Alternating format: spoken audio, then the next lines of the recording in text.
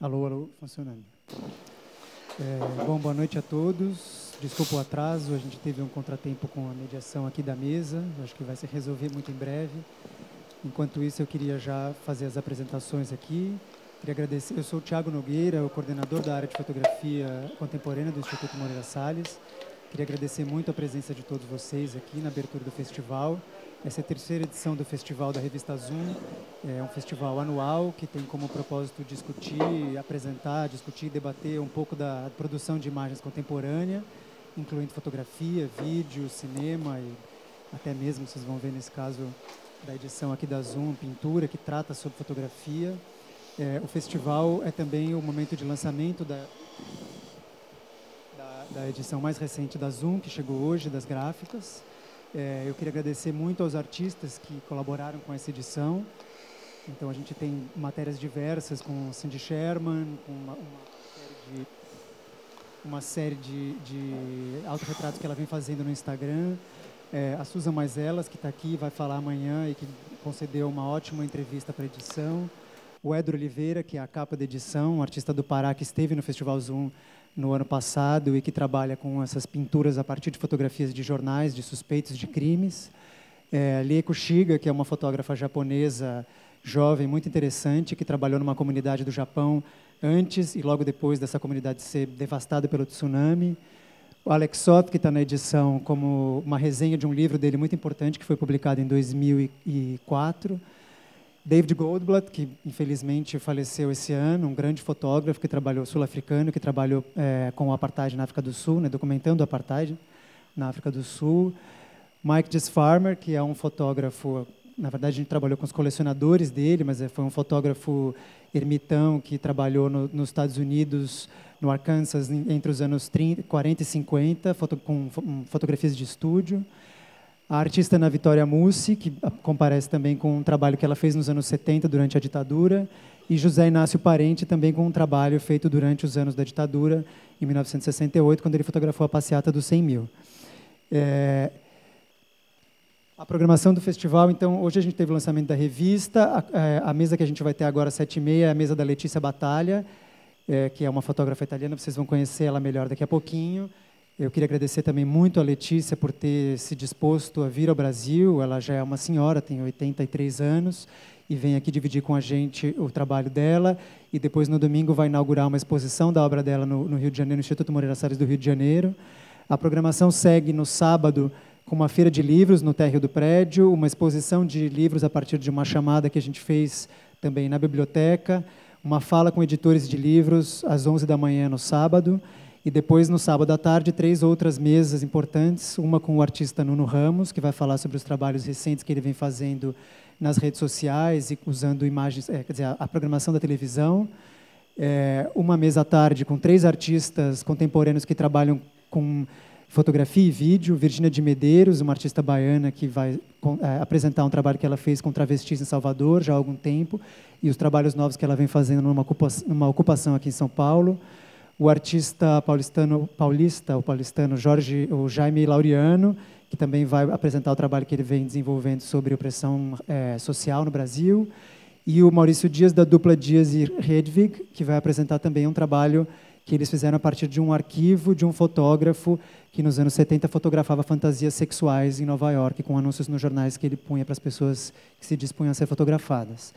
E, no sábado, a programação termina com a mesa da Susan Maiselas, que é uma fotojornalista, uma documentarista. Ela nem gosta muito de ser chamada só de fotojornalista, porque ela acha que ela trabalha em muitos campos, não só no jornal, mas uma fotógrafa muito importante, que teve um papel bem relevante na documentação dos conflitos sociais na América Latina, e que conversa com a gente sobre isso e sobre os primeiros trabalhos dela ligados à questão de gênero das mulheres que trabalhavam como strippers numa feira itinerante que tinha nos Estados Unidos.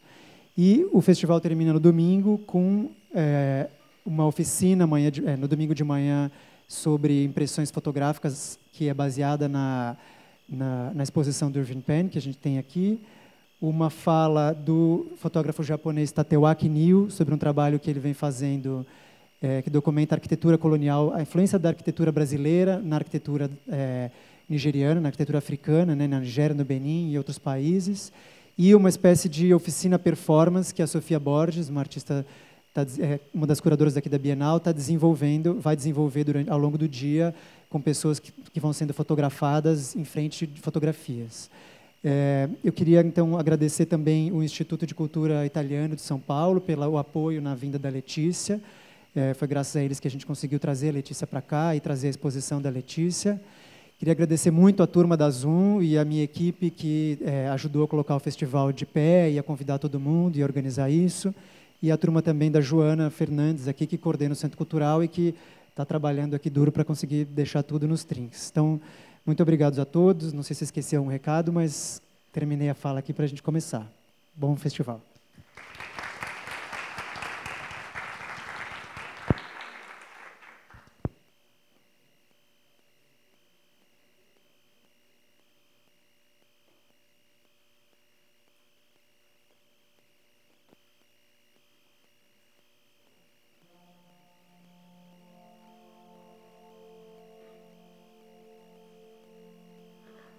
Quando feci la foto di questo uomo tra cassette e forse dentro c'era la frutta, era una scena teatrale, sembrava finta, sempre mi è sembrato un uomo per terra morto, una scena finta, una scena che non poteva essere vera, che quel sangue era finto.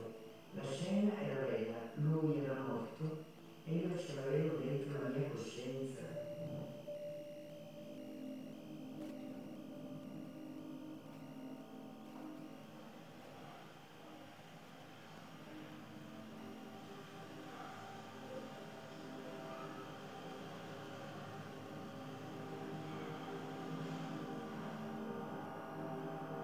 Abbiamo sofferto moltissimo, abbiamo vissuto una guerra civile, una guerra in casa, non sapevo chi erano i nemici, chi erano gli amici. È strano, non ricordo il primo uomo che io vidi per terra morto, non lo ricordo, però ricordo tutti gli altri, sono tanti.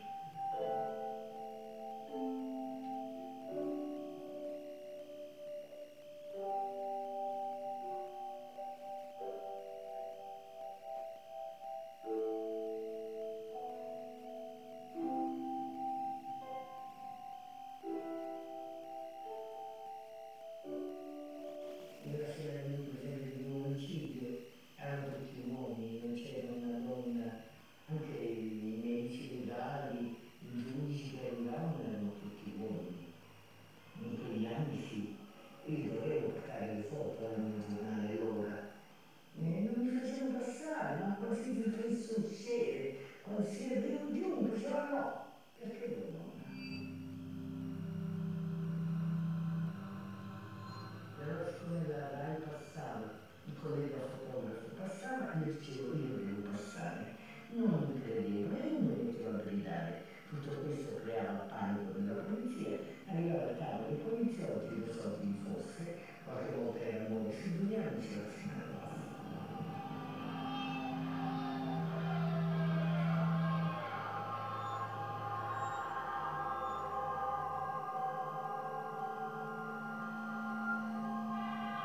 Lavorare con il quotidiano non è lavorare con il settimanale o con il film, devi stare proprio lì notte e giorno, domenica, Pasqua, Natale.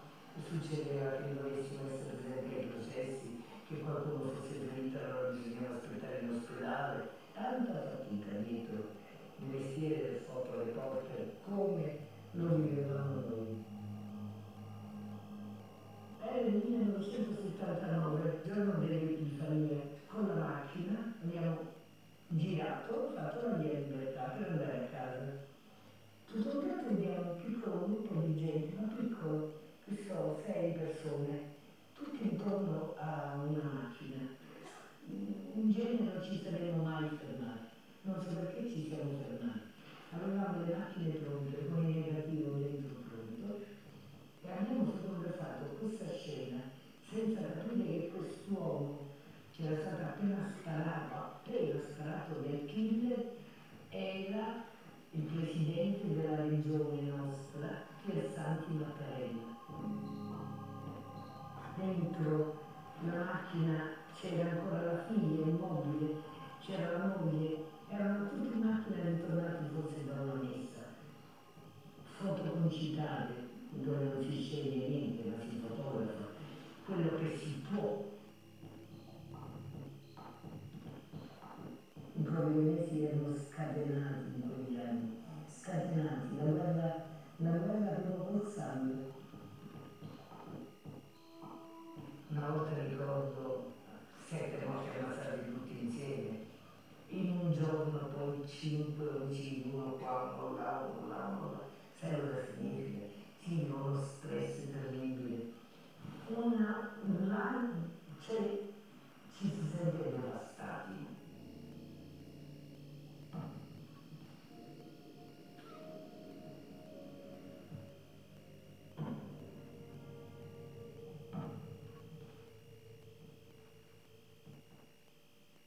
All'inizio cambiano persone che non conoscevamo, poi cominciarono a cadere i politici, quelli più bravi, quelli che tentavano di cambiare le cose.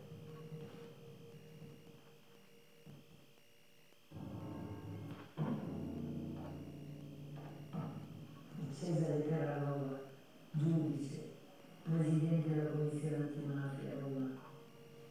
Quello che mi commuove di questa foto è una donna appoggiata come se stesse dormendo sul sedile accanto. Molto dolce, lui con la moglie che io conoscevo, un giudice bravo, il cui nemico era Luciano Ligio, che aveva giurato di farmi pagare. Sono come un baluardo, questi giudici bravi che sono minacciati, che sono in pericolo.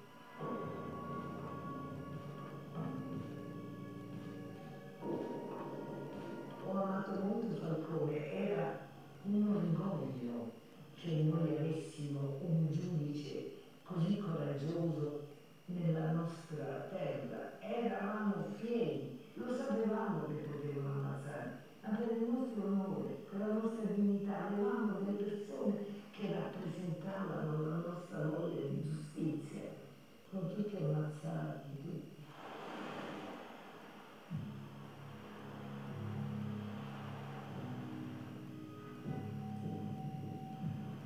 Questa è la foto di Barella, non molto cattivo, trafficante di droga, assassino, mandante di omicidio, ma assassino stesso, ha ammazzato 60 persone.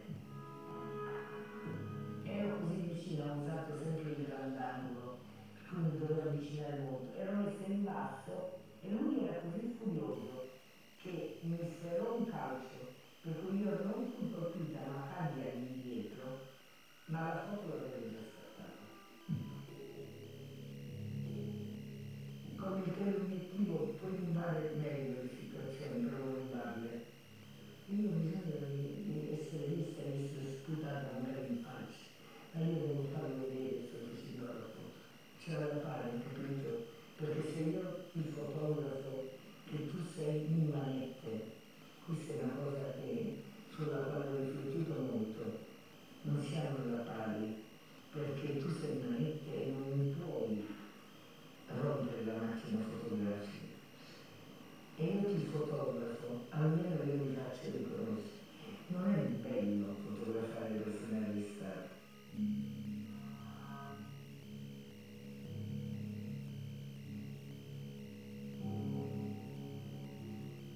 Dovevo fotografare i momenti scomodi per tanti, sia per i mafiosi che per la polizia. Che cosa vuoi fare con la paura? Ogni volta che uscivo dicevo questo è quello che fare. E ti abitui, non so chi adatti, chi l'accetti. Io per molti anni ho accettato questo.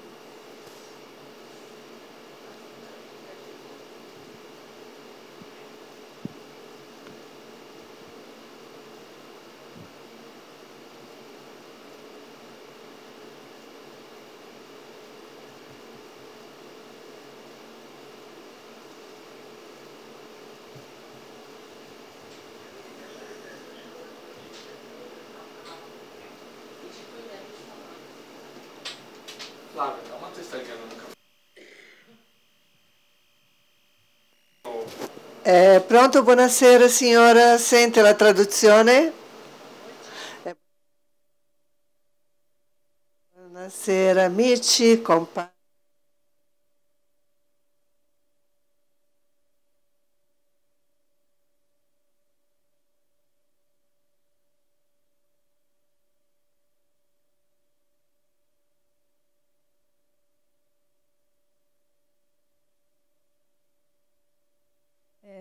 Coragem mesmo, coragem para enfrentar uma barra pesadíssima, para enfrentar bandidos terríveis, para enfrentar a loucura da violência e tal.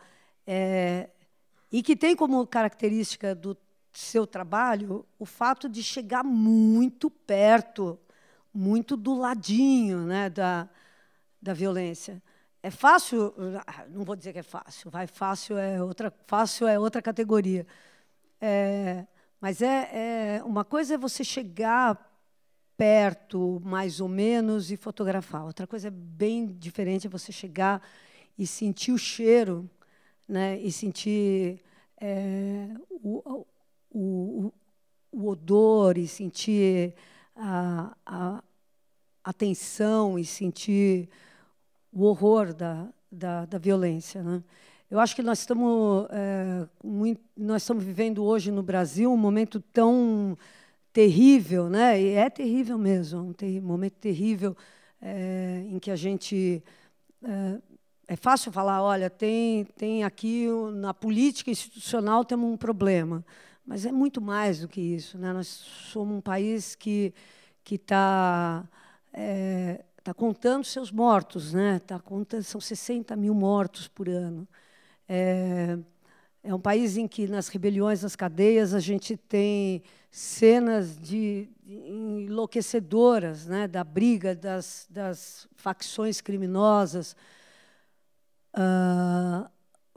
cortando as cabeças, torturando, matando das maneiras mais violentas possíveis os seus inimigos. Então, o Brasil sempre foi um país que gostou de pensar em si mesmo como um país em que o racismo não era tão terrível, em que a violência não era tão sangrenta, em que, enfim, em que tudo era possível com o jeitinho brasileiro, a gente ia resolver. E nós estamos vendo que não é dessa maneira. Então, eu acho que, por tudo isso, é uma honra para a gente estar recebendo aqui hoje essa mulher que viu isso tudo de um outro ponto de vista, num outro país, enfim, com esse conteúdo de verdade tão grande. Ela viu os corpos de perto. Uma das cenas que mais me impressionou quando eu trabalhava no Notícias Populares, que era um jornal que vocês que são jovens não se lembram, mas era um jornal que você espremia e saía sangue. Uma das coisas que mais me impressionava eram os jornalistas que faziam os crimes, que faziam a madrugada. A gente chamava isso, jornalistas que faziam a madrugada. A madrugada era o momento mais terrível da vida do jornal. E o Notícias Populares era um jornal que cobria a madrugada. Ninguém mais cobria. Todos os outros jornais dormiam, mas o jornal Notícias Populares cobria a madrugada. E uma das fotógrafas que fazia essa cobertura, ela pegava e falava que ela usava diariamente, ela usava um gel de Vick Vaporub no nariz, que era a forma que ela encontrava para conseguir respirar. É isso, quer dizer, quando você está num trabalho que te impede de respirar, nós estamos falando de um trabalho muito diferente do trabalho que a maioria das pessoas tem. Então, é com muita honra, muita alegria, muita felicidade que nós estamos aqui juntos com essa mulher incrível, a Letícia, que vai contar um pouquinho para a gente, e depois a gente abre para as perguntas e tal, e para os questionamentos. Eu acho que nós estamos num momento de muitos questionamentos. Nós estamos num momento do questionamento sobre o que é verdade, né? Qual é a força da narrativa? Qual é a força da criminalização? Nós estamos vivendo no Brasil, nesse exato momento desse tipo de questionamento. Então, vai ser muito legal contar com as perguntas de vocês também. Então, eu vou abrir para a nossa querida Letícia contar essa experiência da cobertura, principalmente da luta contra a máfia na Itália. E, enquanto isso, o Thiago, se me ajudar, vai passando umas fotos bacanas da Letícia para que a gente possa ir acompanhando de perto o que foi o trabalho incrível, o que está sendo, aliás, o trabalho incrível dela. Obrigada, Letícia. Uma honra estar com você. Letícia, a lei la parola.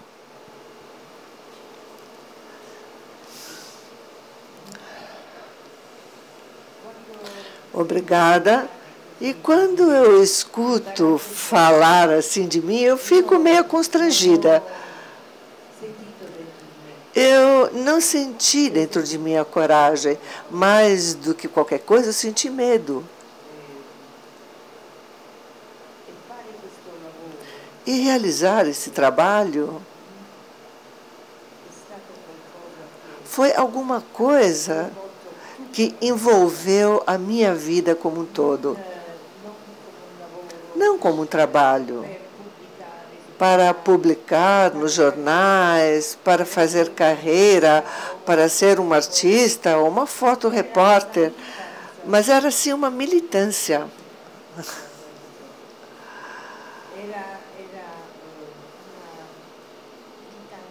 Era uma militância pessoal ou até coletiva, pois muitos de nós lutamos contra a máfia. Eu tinha essa máquina fotográfica em minhas mãos e, através dela, como qualquer fotógrafo sabe, eu tinha que realizar os trabalhos que eram pedidos pelo jornal. No início foi assim, eu saía, ia fotografar uma escola, as crianças, no interior da escola, ou então quando desabava uma casa, e depois iniciaram as ações da máfia. Os corleonenses, eles estavam em Palermo, eles eram loucos e ferozes, e desencadearam uma guerra contra as pessoas boas da minha cidade de Palermo, jornalistas, juízes e assim por diante. Eu fico constrangida, pois eu não vi coisas excepcionais naquilo que eu fiz nesse meu trabalho. Não vi coragem.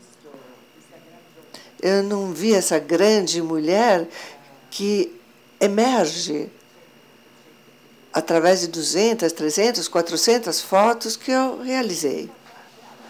Eu fiz outras coisas também. Eu tive filhas, eu trabalhei para o hospital psiquiátrico como voluntária e com eles eu fiz cinema, teatro, eu também fiz política. Eu fui deputada, conselheira, vereador e fiz política nos melhores anos, quando tinha um jovem, Orlando, Gianluca Orlando, e com católicos e verdes, eu realizei um grupo que queria ser contra a máfia. Gianluca Orlando ainda está aí e ainda luta a sua batalha. Passaram-se anos, eu era muito mais jovem, agora eu já tenho 83 anos, e as minhas fotos elas servem para denunciar aquilo que uma sociedade sofreu.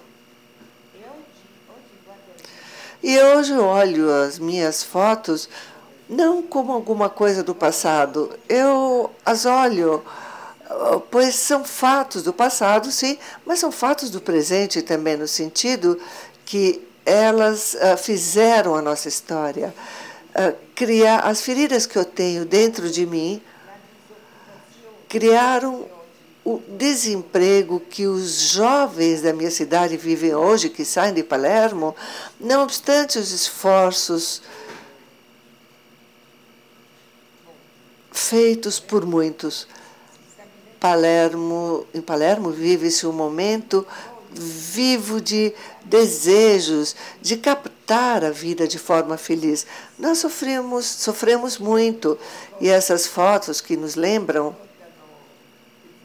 aqueles fatos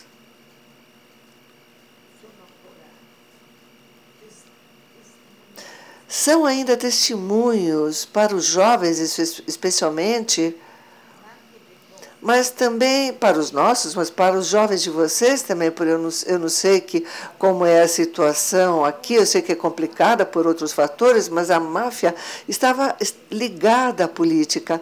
E os políticos que eram maus, aqueles que nos governaram, como um Giulio Andreotti, que nos governou por 35 anos e era cúmplice da máfia siciliana.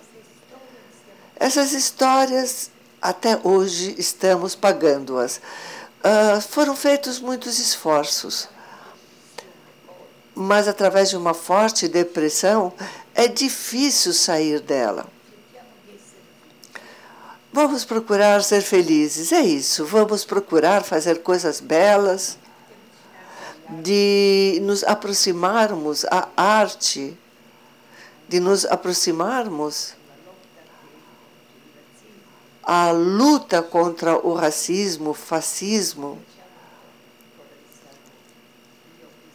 Ainda que eu tenha essa idade hoje, eu estou circundada de filhos, de pessoas jovens, e eu não sinto essa idade. Pois eu não posso me dar ao luxo de ser velho, eu tenho que continuar. Eu estou aqui no Brasil, feliz de estar aqui, muito cansada, pois eu tenho que fazer um grande esforço, eu tenho um problema na coluna, mas feliz de poder contar e mostrar as minhas fotos aqui. E de contar como sofreu um povo que talvez não soube se defender, que não tomou cuidado com o que estava acontecendo, que não entendeu a Arapuca, pois a Arapuca estava na política, que protegia a máfia e uma parte da igreja, da magistratura. Houve muitas cumplicidades, não apenas sicilianas, mas estamos falando de governos na Itália que não quiseram absolutamente que nós levantássemos a cabeça. Mesmo se nós experimentamos, e muitos que levantaram a cabeça foram mortos. Pessoas que nós amávamos, que eram boas pessoas, e que o povo, as pessoas amavam porque se comportavam bem. Os últimos foram os juízes Paulo Borsellino e Giovanni Falcone. Já se passaram 23 anos e até hoje os lembramos como se fosse ontem. Não podemos nos esquecer. Muito obrigado. Podem-se aplaudir as mãos para esses heróis, não para mim, mas esses grandes homens e grandes mulheres que desejaram defender não Palermo, a Sicília, mas sim o mundo. Eu, quando mostro minhas fotos pelo mundo, ela pede um lenço, por favor. Quando eu levo as minhas fotos pelo mundo, eu não acho que estejam apenas ligadas a Palermo, mas ao mundo. É um mundo que se está movendo numa determinada forma, como uma onda. Palermo depois chega aí, quem sabe para onde irá, e o mundo está caminhando muito em direção ao egoísmo. Ele é governado pelo egoísmo. Sábado nós estaremos numa manifestação política no Rio de Janeiro. Lenços demais agora. E nós estaremos nessa manifestação no Rio, mas estar com vocês significa estar com Palermo também, pois somos o mundo. Palermo é o mundo, São Paulo é o mundo. E os princípios humanos são iguais em qualquer lugar, e nós temos que defender esses direitos humanos. Bom, eu iniciei a fotografar sem saber fotografar. Eu não sei se há fotógrafos aqui, mas eu fotografei porque eu tinha que fotografar. Eu estava em Milão, eu escrevia artigos, pois eu tinha que me manter. Eu tinha saído de Palermo e eu tinha que me manter, e feliz de ter que me manter. E eu me apresentava aos jornais através de propostas, e eles diziam: a tua ideia é boa, mas as fotografias onde estão? E eu não tinha fotos.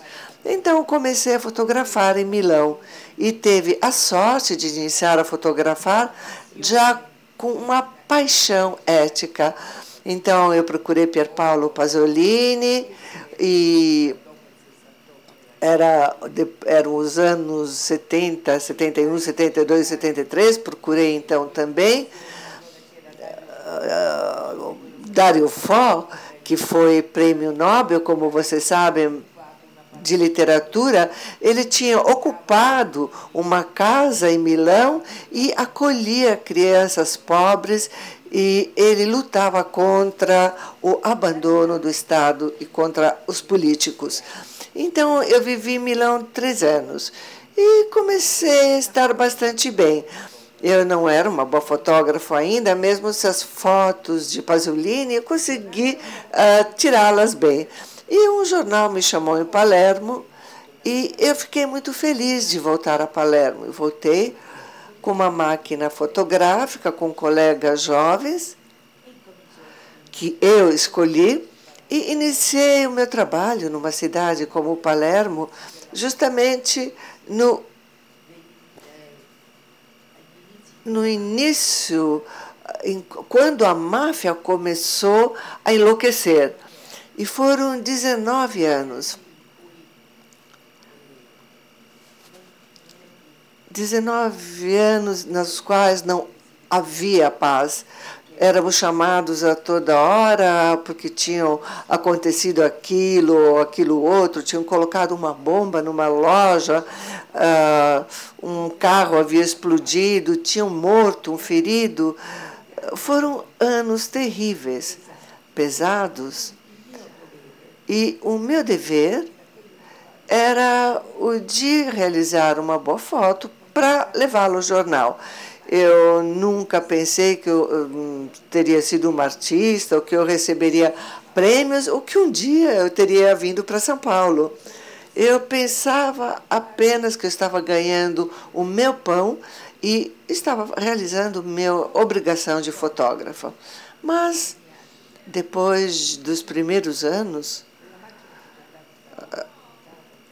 quando com a máquina fotográfica eu documentava tudo o que eu via, eu tomei consciência.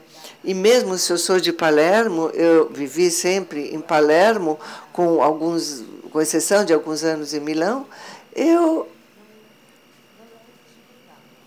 não percebia a máquina, pois se matavam-se entre eles e não tocavam as instituições. Mas com a máquina fotográfica, eu fui testemunha, dia após dia, de tudo o que havia acontecido. E o nosso arquivo, ele se enchia de histórias, uma após a outra, muito tristes, fortes, lacerantes. E eu tomei consciência disto, que essas fotos e outras coisas também deveriam servir para combater a máfia. A polícia não conseguia encontrar naqueles anos. Nós víamos os mortos, mas nunca sabíamos quem eram os assassinos.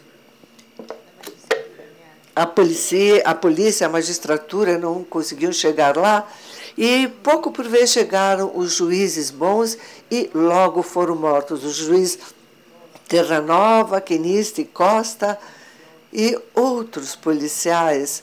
O chefe da polícia, Maurício Deviano, pessoa maravilhosa, que jamais esquecerei. É como se fosse ontem que eu tivesse encontrado e depois o mataram. Não podem ser esquecidos o que esses jovens policiais faziam, loucos de desespero, porque tinham matado um chefe bom deles. Eu conto aos meus netos, às minhas filhas, que viveram esses anos. Mas a juventude hoje não sabe, não quer saber dessas coisas. Mesmo se há uma emoção em relação ao que aconteceu, mas eles querem a felicidade, eles têm razão. Um pouco por vez, eu iniciei, além de documentar, fazer alguma foto boa. Eu havia começado a observar os grandes fotógrafos, Médiel Marques, Susan Mesel, que vocês terão amanhã aqui, e que é uma maravilhosa fotógrafa. Eu iniciei a olhar, mais do que qualquer outra coisa, as mulheres fotógrafas e as americanas. E um pouco por vez, depois de tantos anos de trabalho, me deram um prêmio em Nova York. E eu nem sabia disso, eu não tinha enviado fotos, nem sabia nada disso. Mandaram um curador, o galerista de Milão, Colombo, que enviou as fotos para Nova York, junto com Dona Ferrado. E eu pensei, não me deram o prêmio porque as fotos são boas, mas porque há uma espécie de luta nessas fotos. E eu disse, eu quero fazer mais. E aí eu iniciei na política. Entrei no movimento dos Verdes, que era muito limpo, muito gentil.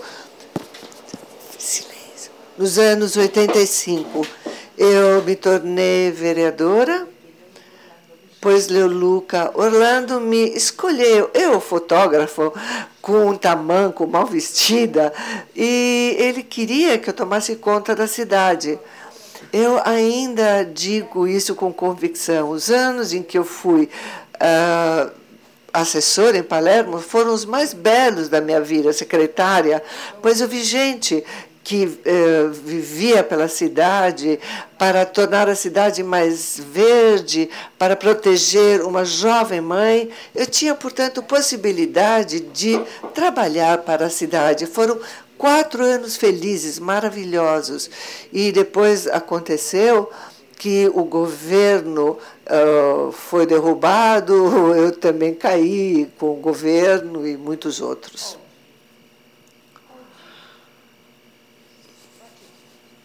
Hoje eu faço fotos.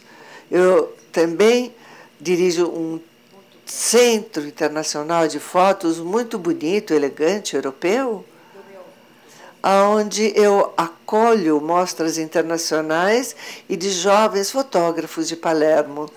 E esse também é um modo de combater a máfia, fazer as coisas bem feitas. É suficiente fazer o próprio dever. Se cada um fizesse o seu dever, cada um no seu escritório, nos ambulatórios, nas casas, nas profissões, fazer o próprio dever. Com alegria, porque todos queremos ser alegres, felizes.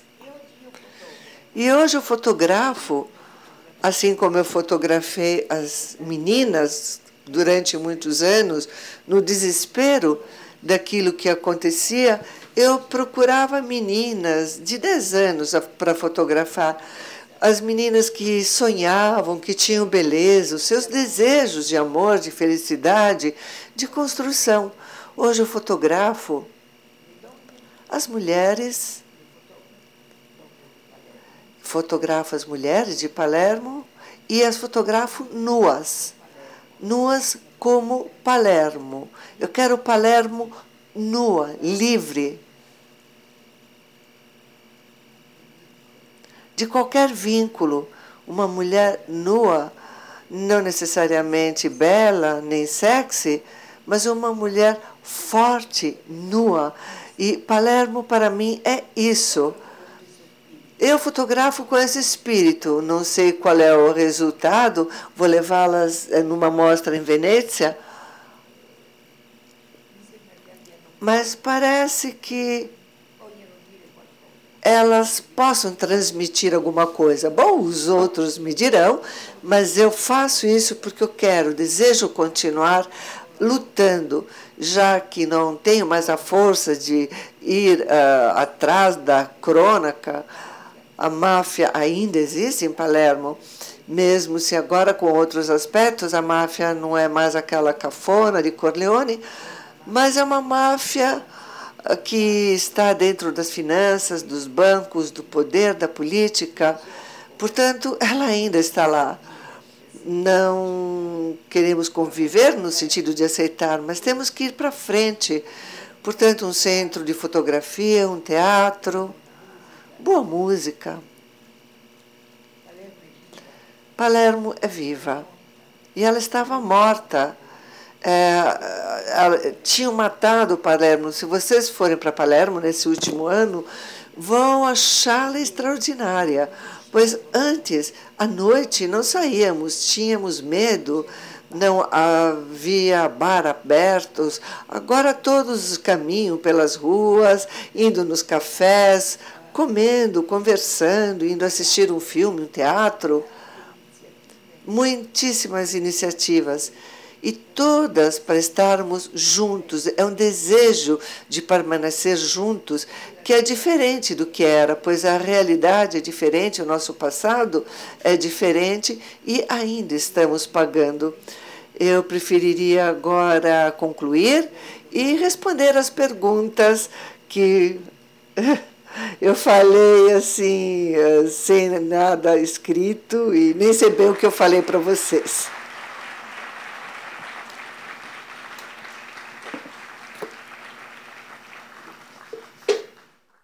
Bom, pessoal, eu acho que o legal seria a gente ouvir. É claro que vamos combinar. A Letícia não contou a parte dela, né? Então, tem uma foto que está passando aí, que tem um mafioso com uma cara bem de mal. Não, quello é Giovanni Falcone. Não é essa. Não. É uma foto que tem um mafioso seguro assim pela polícia. E que esse cara aí deu um chute na Letícia, que a Letícia foi parar longe, porque ela fazia questão de fotografar de perto. E porque eu acho que tem uma questão importante nas pessoas que fotografam essas condições do preso. E a Letícia tem um compromisso ético muito grande, porque...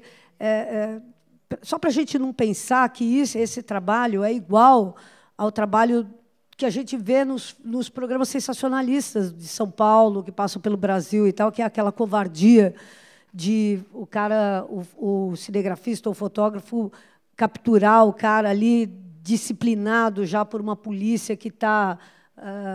ela não, ela estava na cara do gol e na cara do chute também, entendeu? Então, tem uma coisa ética mesmo, e que eu acho muito importante, que é essa proximidade, essa coisa de estar junto.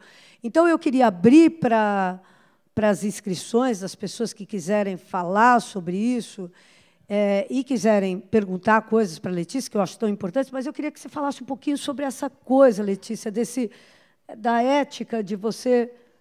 como é que você fazia essas fotos em situações tão dramáticas, pegando pessoas tão vulnerabilizadas, tanto do lado das vítimas quanto do lado dos próprios mafiosos presos, né? O que é que era o teu compromisso, além do que você não faria e pelo qual você lutaria? E quem quiser se inscrever, por favor, fique à vontade, estamos com as inscrições abertas.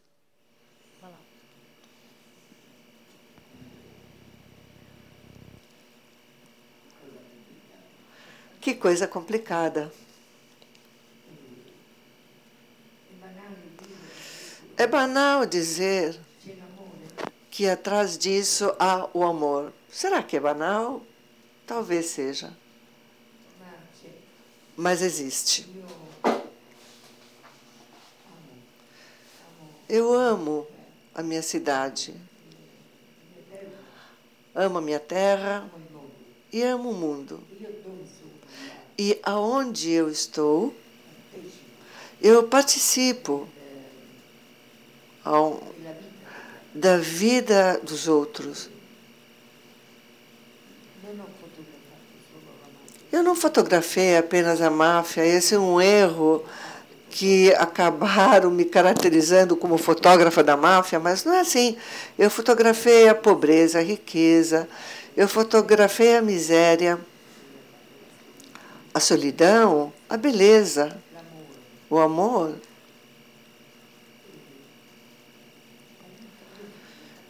E a vida, eu fotografei a vida. E quando eu estava na frente de alguém sem vida, e que eu tinha que fotografar essa pessoa que tinha um passado negativo, positivo, não importa isso, era sempre alguém ao qual tinham tirado a vida, a quem tinham tirado a vida.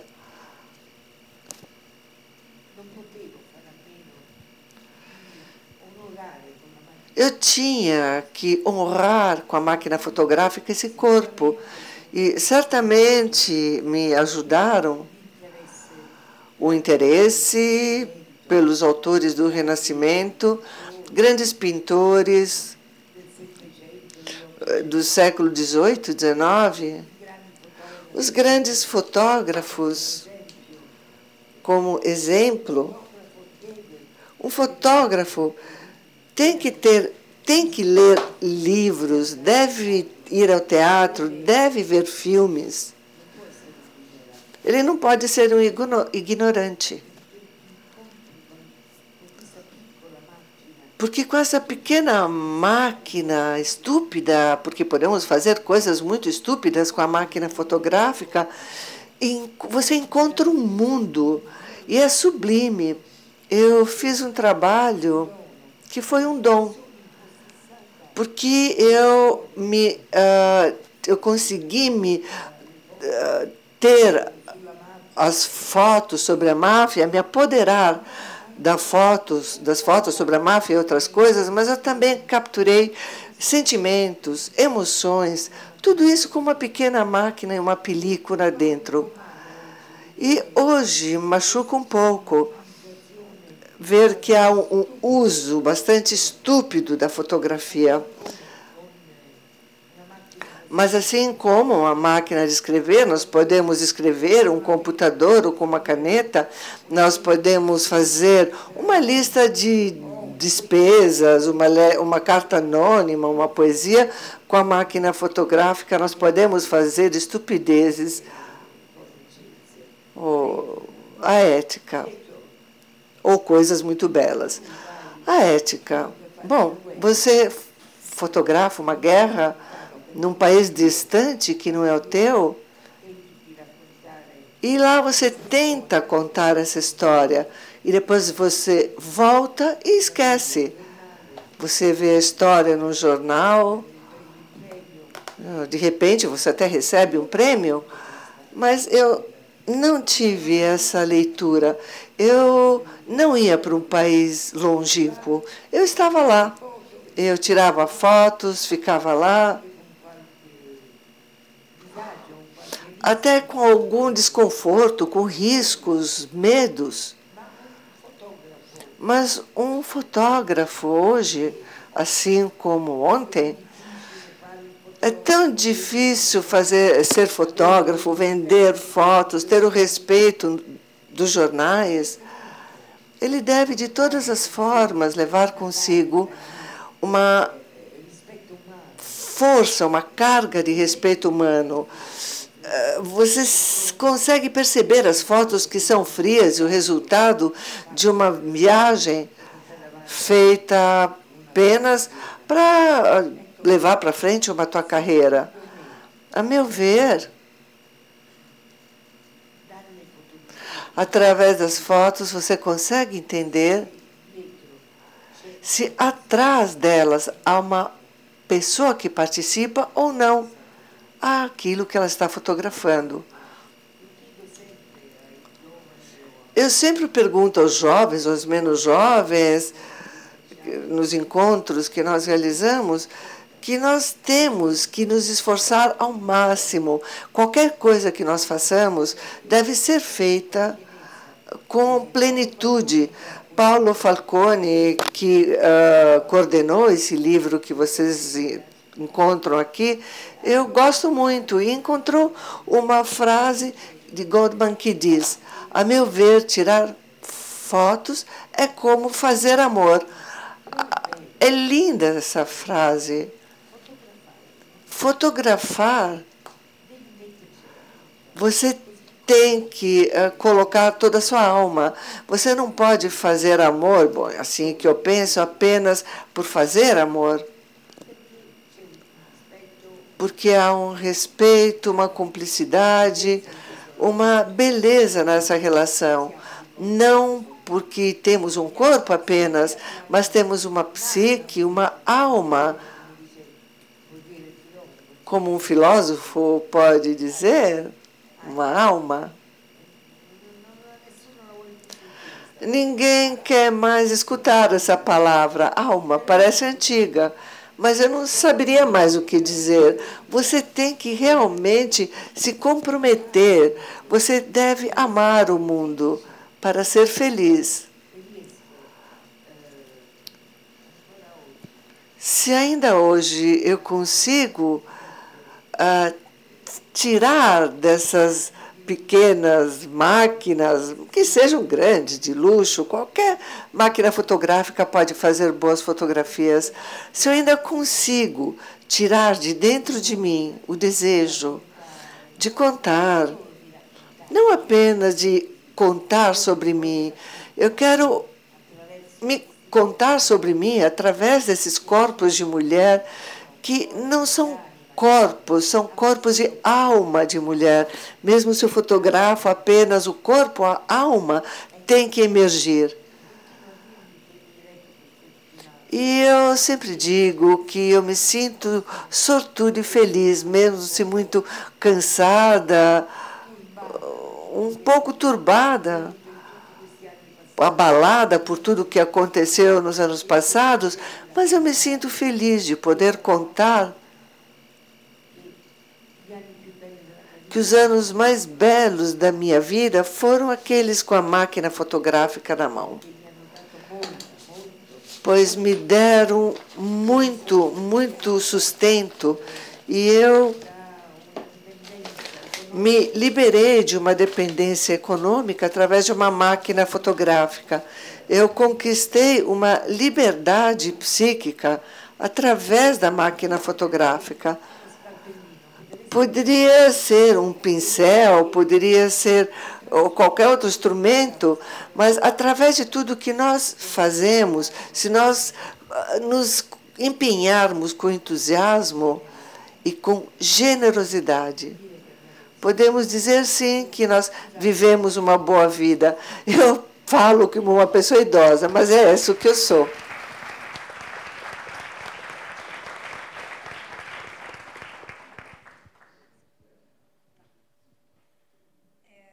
Bom, pessoal,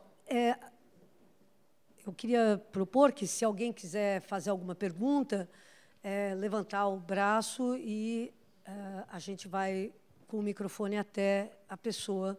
Então, quem quiser, por favor, temos ali no fundo uma pessoa querendo fazer uma pergunta.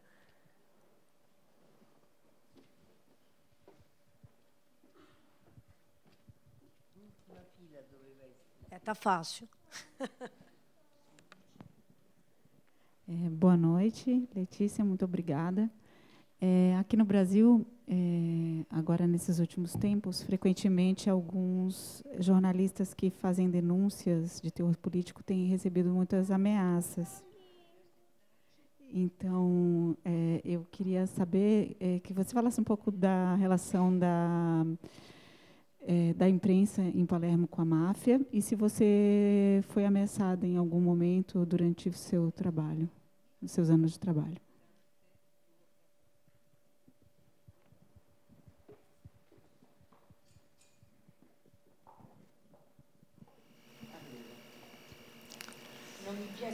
Bom, eu não gosto muito de responder a essa pergunta, mas já passaram-se tantos anos. Bom, sim, eu fui ameaçada, eu recebi cartas anônimas, telefonemas, apanhei, me quebraram a máquina fotográfica.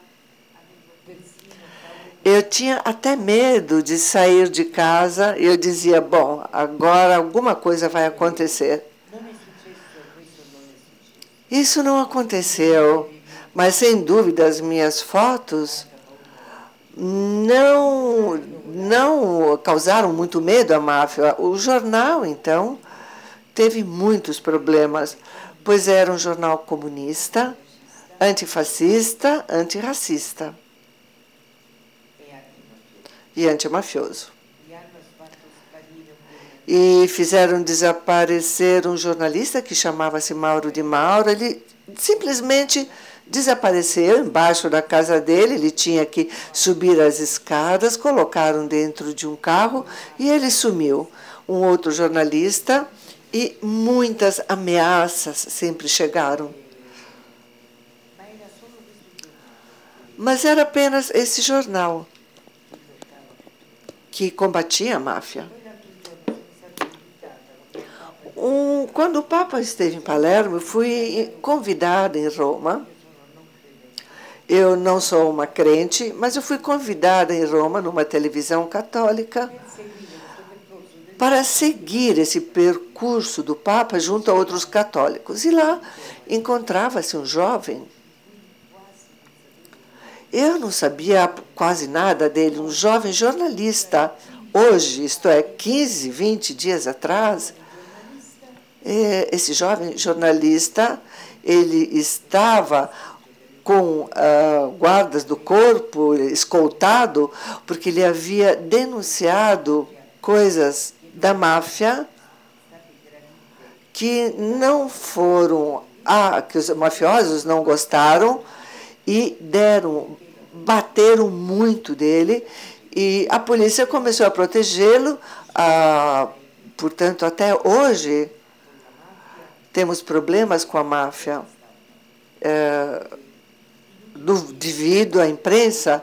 E é inútil dizer, mas a imprensa não é muito corajosa e nem muito interessada a denunciar as porcarias que acontecem nos nossos países.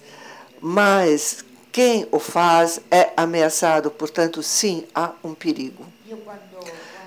Quando eu recebi uma carta anônima uma vez, muito feia, e eu fui até Falcone, Giovanni Falcone, com essa carta, o juiz que foi morto, e disse a ele, é uma brincadeira isso? Eu esperava que fosse uma brincadeira. Ele falou, não, não é uma brincadeira, é uma carta verdadeira. Durante 3 meses você desapareça. Eu não segui o conselho dele, continuei, e ainda estou aqui, como vocês podem ver. Mas aparece a suspeita que os poderes são tão fortes que não tem medo nem de uma denúncia como a minha, como de outras. Após os episódios com 2 jornalistas que foram mortos, continuamos a escrever e pouco ligaram para isso. Tinham partes do governo do seu lado. Portanto, a imprensa não causa muito medo. A magistratura causa mais medo, pois a magistratura pode condenar, colocar na prisão, mas não há muito coragem na imprensa. A coisa é complicada até hoje, porque a máfia não é tão evidente como era antes. Eles não matam. E aí há essa história incrível, que é uma história que se concluiu 2, 3 meses atrás, que depois que foi morto Borsellino e Falcone, foi feito um pacto com a máfia. Nós vamos fazer leis positivas para vocês e vocês não matam mais. E depois do que veio Berlusconi com o seu poder, não estou falando nada. Bom, mas apareceu Berlusconi e não o mataram mais. Mas continua a existir o tráfico de drogas, as pessoas pagam propinas e tantas coisas são controladas. Mas a máfia é diferente. Não é mais visível como era antes. Ela é subterrânea e é mais complicado ainda. Mas tomara de conseguir ir em frente. Conseguiremos, sem dúvida. Alguma outra pergunta?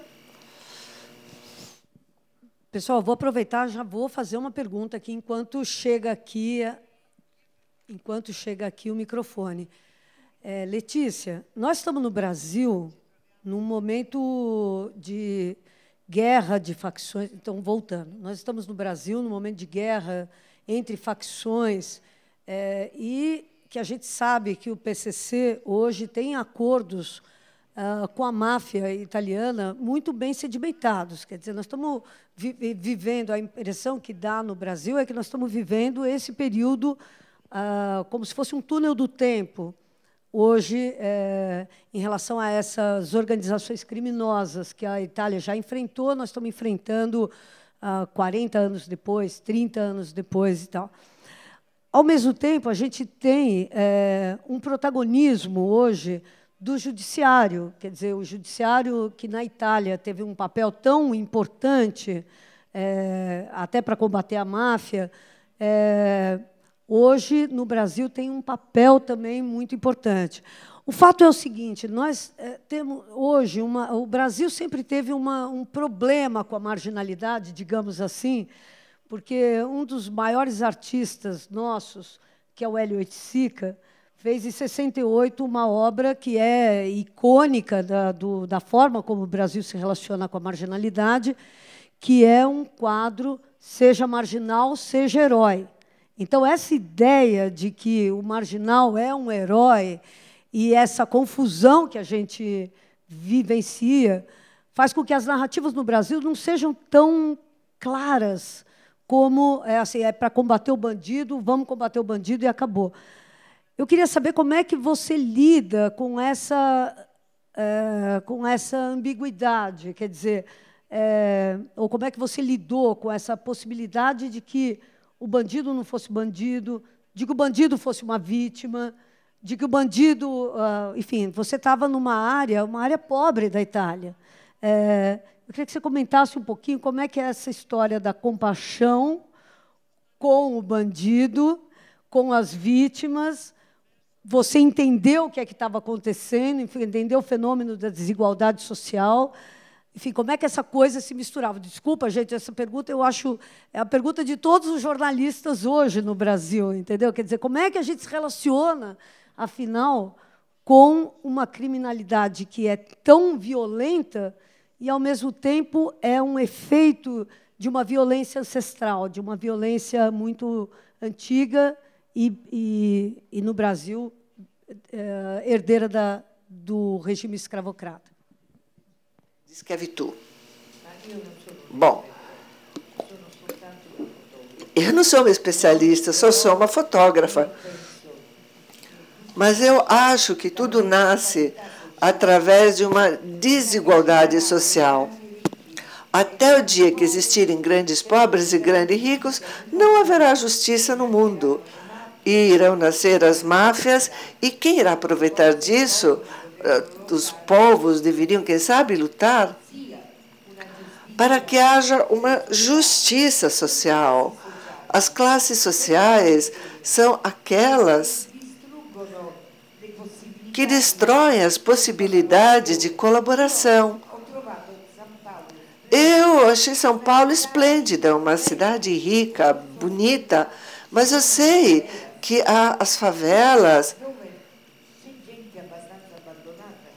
onde imagino que haja muitas pessoas abandonadas, crianças, mulheres, homens, que ficam à mercê de homens prepotentes.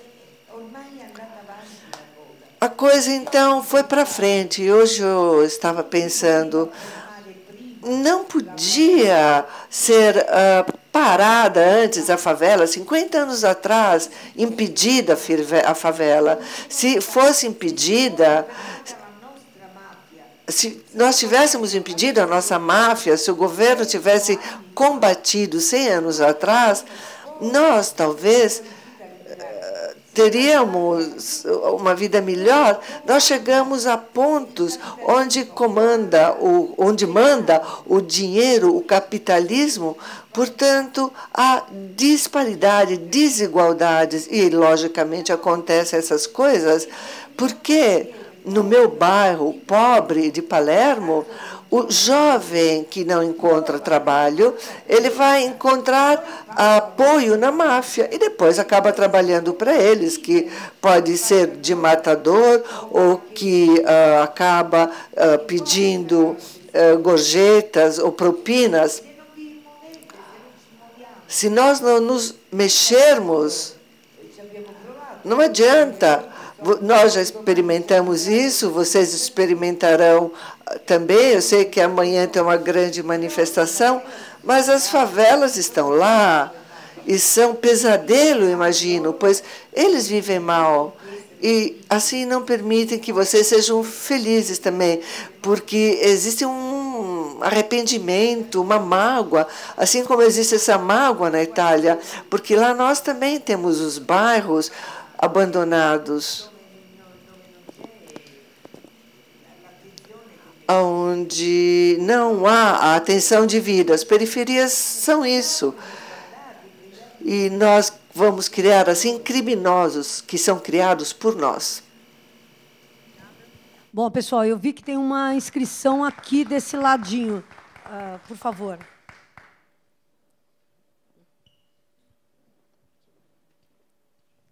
Está chegando o microfone.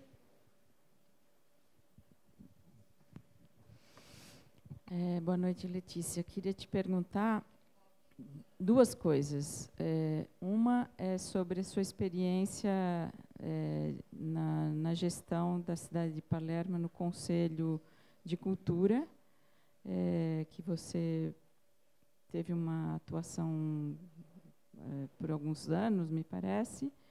Se você pudesse falar o que resultou desse trabalho e se tem ainda alguma coisa que foi preservada disso. E também a segunda pergunta é sobre o ZAC, se você puder falar um pouco, e se você tem alguma atividade docente, o Instituto de Fotografia de Palermo, né? ZAC, não? Não é o Instituto de Fotografia? Mas ZAC é uma galeria de Palermo. Ah, bom, desculpe, mas o Instituto... O meu chama-se Centro Internacional de Fotografia, participação. Como que eu dirijo. Domanda qual é a sua partecipazione e quali sono le principali. De ser uma galeria, se existem cursos, se existem atividades docentes, né? Siamo aperti da novembre. E há 7 anos que eu esperava que me entregassem esse espaço maravilhoso, elegante, bem feito, e que foi projetado por uma arquiteta mulher grátis. Eu trabalho para o centro grátis. Eu não ganho um tostão, pelo contrário, eu coloco o dinheiro lá. E a galeria é composta por um espaço de 600 metros. Ele é subdividido em 2 galerias e 3 salas. Nesse momento, nós temos 5 mostras. Uma muito importante, não por causa das boas fotografias, mas porque fala de um fato misterioso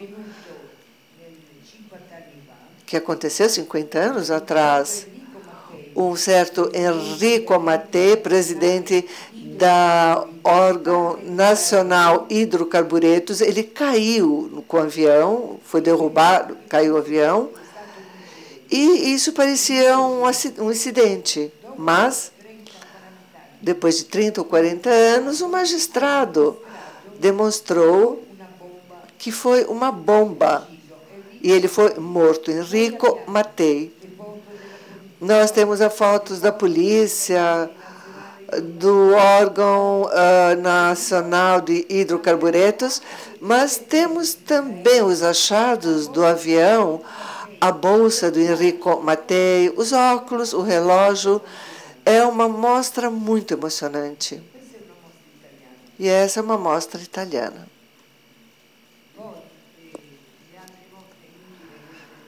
Bom, as outras mostras não adianta eu contar a vocês, mas nós estamos trabalhando nesses dias sobre a mostra Joseph Kudelka, que é um grande fotógrafo, para mim o maior fotógrafo do mundo. E eu escolhi na Magnum a foto que dizem respeito, que falam sobre a invasão de Praga. E são as primeiras fotos que foram tiradas por Joseph Kudelka. É uma mostra que é bastante cara para nós, mas nós desejamos fazê-la. Depois nós também tivemos um workshop com os jovens da prisão dos menores. E demos a eles de presente aquelas máquinas fotográficas que são descartáveis. Nós fizemos a mostra, fizemos os jovens trabalhar e depois também fazemos um curso com as crianças dos 10 aos 14 anos, dado por mim. Nós fazemos muitas coisas e há toda uma paixão dentro desse centro.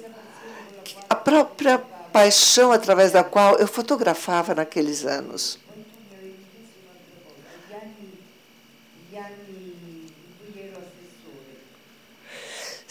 Bom, os anos em que eu era secretário, você me perguntou se assessor, mas quais?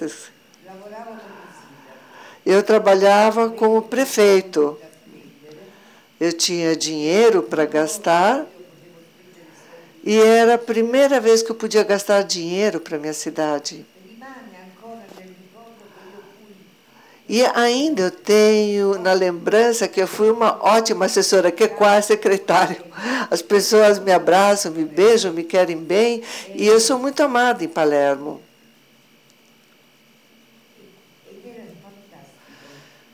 E era fantástico acordar às 7 da manhã, com o carro azul lá embaixo, que era o carro da prefeitura, e eu rodava pelos jardins de Palermo, que eram muito negligenciados, deixados para lá. Eu fazia com que os jardineiros trabalhassem, eu oferecia aos trabalhadores, aos jardineiros, café, doces, porque eu adorava ver Palermo, que tornava-se mais bela. Pequenas coisas. Ou então ajudar uma jovem mãe conseguir uma casa, ter um subsídio, ou ter manifestações de vários tipos. Eu trabalhei 4 anos e já não tirava mais fotos nessa época. E foi uma época muito boa de dar e tomar. Eu também recebia muito através desse dar. Uma última coisa que eu gostaria de contar a vocês, e não tenho vergonha de dizê-lo, uma semana atrás, em Palermo, teve o Gay Pride, o orgulho gay. E eles quiseram que eu fosse madrinha. Eu desfilei no carro, as pessoas não se escandalizavam e chamavam meu nome. E feliz de me ver com os gays. Vocês veem como é bela a vida?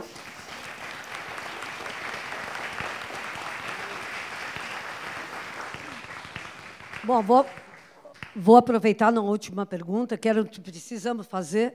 Amanhã a gente vai ter um ato Ele Não, aqui em São Paulo e no Brasil todo. Eu queria te perguntar o seguinte, e que foi convocado pelas mulheres. As mulheres têm uma forma muito peculiar nesse momento de ver a situação política, a violência, ver tudo isso que está acontecendo. Eu queria perguntar para você o que é que você acha que foi importante, o teu olhar como mulher sobre a máfia, o mundo masculino, com policiais masculinos, com peritos masculinos, com juízes masculinos, com não sei o que lá. E você é uma mulher no meio desse mundo da violência extremamente masculina. O que é a particularidade desse olhar feminino sobre essa violência? Su questa violenza. Eu amo trabalhar com os outros. O Centro Internacional de Foto, eu trabalho com um grupo de pessoas no manicômio, no hospital psiquiátrico. Eu trabalhei também com um grupo de pessoas como secretária municipal. Sim, não é assessora qua.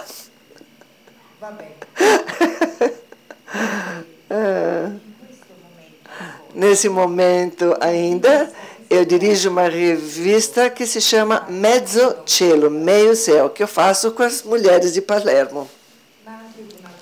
Mas também com outras mulheres que escrevem de Milão e assim por diante. Como fotógrafa, foi a única atividade que eu realizei sozinha. O fotógrafo trabalha muito solitário, muito sozinho, pois não pode trabalhar com outros. Ele está sozinho, frente ao mundo, com sua máquina fotográfica em mãos. Os resultados... Não há resultados. É importante também viver, fazer as coisas com entusiasmo, com paixão. E o resultado, qual é? O mundo muda. Há uma poesia de Ezra Pound que diz: a quem pertence o mundo? A mim? A você? A eles? Arranca de ti a vaidade, digo eu, arranque-a. Mas ter feito no lugar de não ter feito, isto não é vaidade. Obrigada.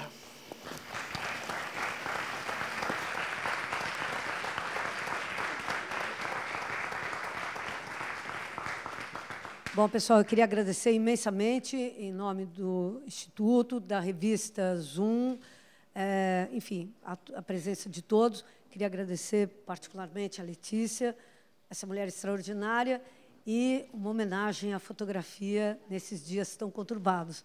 Estamos juntos aí. Vamos nessa.